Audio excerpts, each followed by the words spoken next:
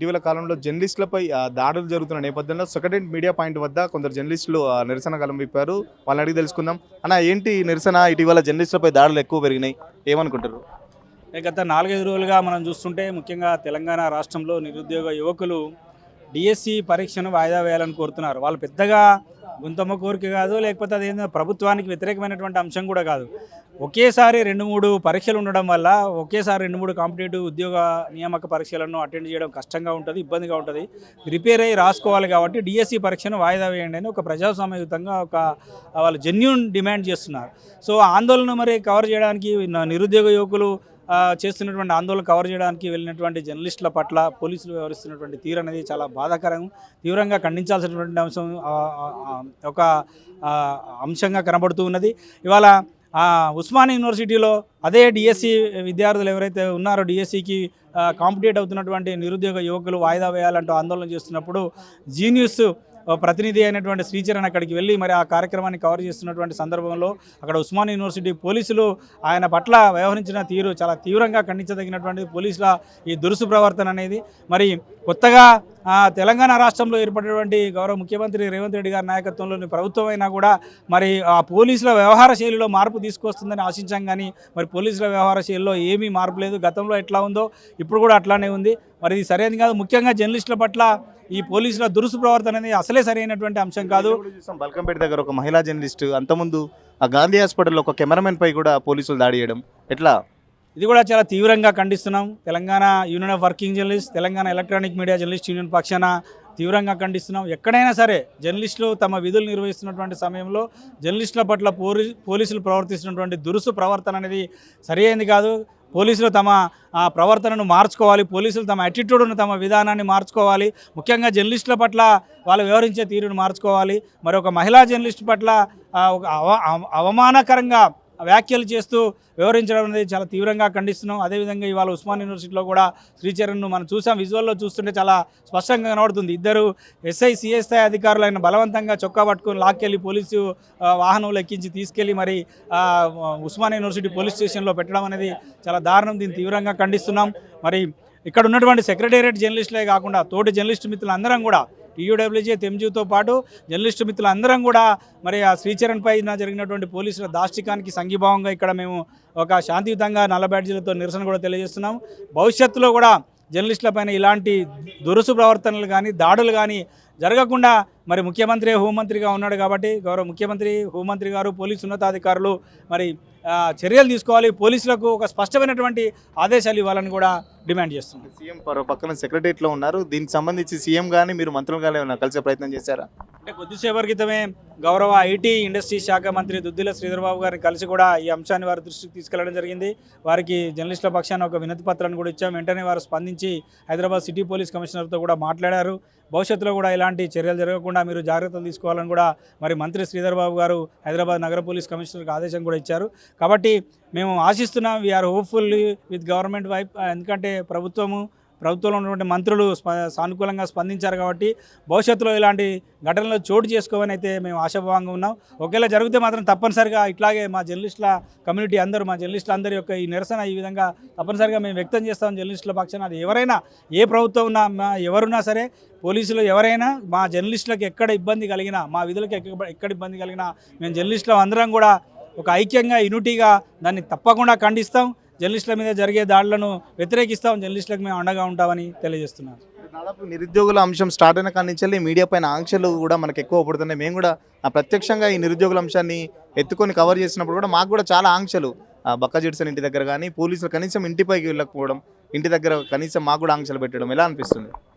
అంటే జనరల్గా సమాజంలో ఆంక్షలు అనేటువంటివి సరైనవి. అది ఏ ప్రభుత్వం ఉన్నా కూడా నిర్బంధం అనేటువంటిది సరైనది కాదు. నిర్బంధాన్ని ప్రయోగించినటువంటి వాళ్ళందరూ కూడా కాలగర్భంలో కలిసిపోయిన పరిస్థితి మనకు కనిపిస్తూ ఉంది. అదేవిధంగా గతంలో కూడా ఉస్మానియా యూనివర్సిటీలో కావచ్చు, లేకుంటే రాష్ట్ర వ్యాప్తంగా జర్నలిస్టులపై ఆందోళనలు చేసినప్పుడు, లేకుంటే జర్నలిస్టులు అని అణిచివేసినప్పుడు ఉస్మానియా యూనివర్సిటీలో కొంతమంది పోలీసులు అత్యుత్సాహం ప్రదర్శించి జర్నలిస్టుల బండ్లను తగలబెట్టారు, జర్నలిస్టులను కొట్టారు. సచివాలయంలో జర్నలిస్టులపై దాడులు చేశారు. అదేవిధంగా అసెంబ్లీలో కూడా దాడులు చేశారు. కానీ అయినప్పటికీ కూడా ఇప్పటికీ ఈ ప్రభుత్వం వచ్చినప్పుడు కూడా ఈ ప్రభుత్వం అధికారంలోకి రాకముందు మేము జర్నలిస్టుల పక్షాన జర్నలిస్టుల పక్షపాతులుగా ఉంటాం, జర్నలిస్టులను సచివాలయంలోకి అనుమతిస్తామని చెప్పినట్టు ఈ ప్రభుత్వం ఇవాళ జర్నలిస్టులపై ఆంక్షలు నిర్బంధాలు ప్రయోగించడం అనేటువంటిది సరైనది కాదు. తక్షణమే జర్నలిస్టులపై ఇలాంటి అత్యుత్సాహ చర్యలకు పాల్పడుతున్నటువంటి దురుసు ప్రవర్తనకు పాల్పడుతున్నటువంటి అధికారులను గుర్తించి గౌరవ ముఖ్యమంత్రి గారు చర్యలు తీసుకోవాలని డిమాండ్ చేస్తున్నాం. ఇలాంటి చర్యలు కనుక పునరావృతం అయితే రాష్ట్ర వ్యాప్తంగా ఆందోళన కూడా నిర్వహించడానికి వెనకాడబోము. ఈ ప్రభుత్వాన్ని అడుగడుగున ప్రశ్నిస్తామని కూడా హెచ్చరిస్తామని. ఎందుకు కావాలనే జర్నలిస్ట్ని మధ్యలో ఎందుకో టార్గెట్ చేస్తున్నట్టు అనిపిస్తుంది పోలీసులు.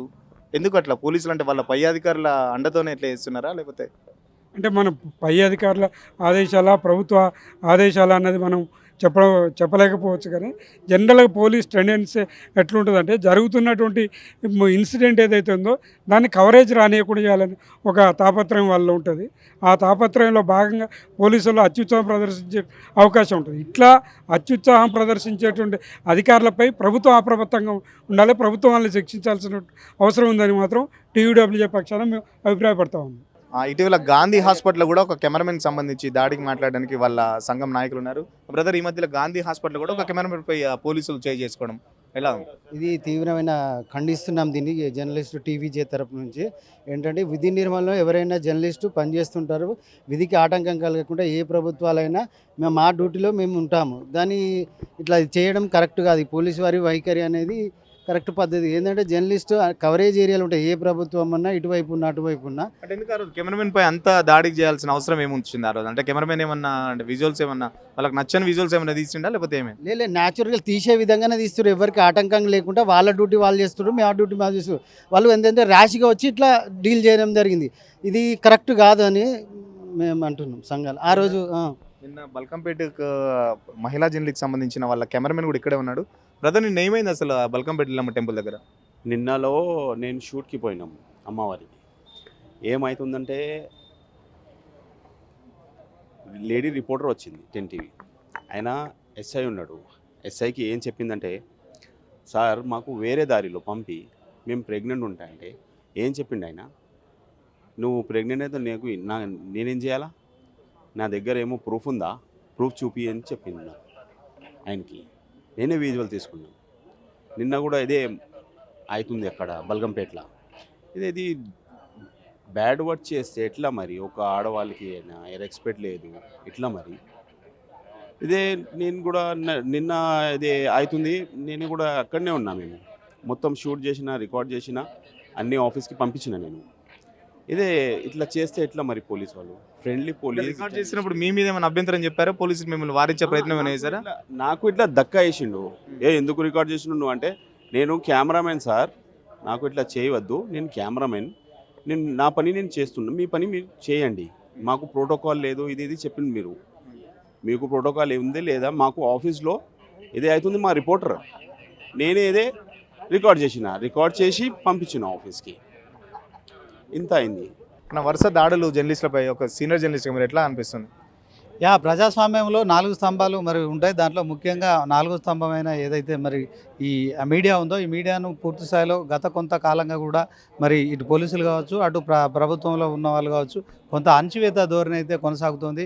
ఇది మరి మీడియా ఉనికికే ప్రమాదం. మీడియా కాపాడుకోవాల్సిన బాధ్యత అందరిపై ఉంది. ఇక మరి ఇప్పుడు తాజాగా గత వారం రోజులుగా జరుగుతున్న ఘటనలు ఏవైతే ఉన్నాయో, మరి ఇవి పోలీసుల అత్యుత్సాహమా లేకుంటే దీని వెనుక ఎవరున్నారనే దాని విషయంలో ప్రభుత్వం కూడా మరి దీనిపైన పూర్తి స్థాయిలో ఒక ఉన్నత స్థాయి విచారణ చేయాల్సిన అవసరం ఉంది. ఎందుకంటే మరి ప్రజాస్వామ్యంలో మరి మీడియా ఉనికి ప్రమాదమైన నేపథ్యంలో ప్రజలకు ప్రభుత్వానికి వారధిగా ఉన్న ఈ యొక్క మీడియా కీలకమని మనకు తెలిసిందే. ఈ నేపథ్యంలో మరి జర్నలిస్టులపై దాడులు జరగడం అయితే అత్యంత హేయమైన ఘటనగా మనం దీన్ని చూడవచ్చు. సో జర్నలిస్టులపై దాడి జరిగితే అక్కడ సంబంధించిన అంశాలన్నీ బయటికి రావని పోలీసులు కావాలని చేస్తున్నారు అనుకోవచ్చు ఇదంతా? పోలీసులకు కూడా మరి ప్రజాస్వామ్యంలో వాళ్ళు కూడా ఒక స్తంభం లాంటి వాళ్ళే.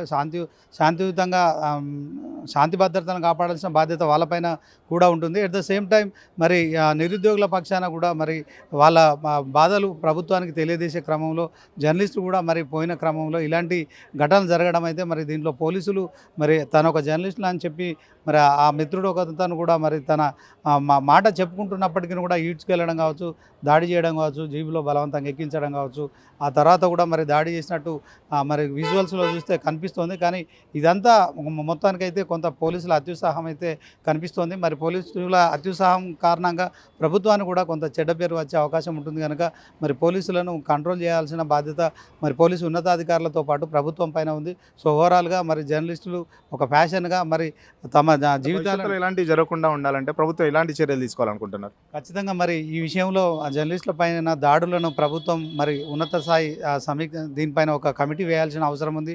పోలీసులపై జర్నలిస్టులపై పోలీసులు ఎందుకు దాడి చేస్తున్నారనే విషయంపై కూడా మరి దీనిపైన ఒక విచారణ కూడా జరగాల్సిన అవసరం ఉంది. సో బాధ్యులైన పోలీసులపై చర్యలు కూడా తీసుకోవాలి.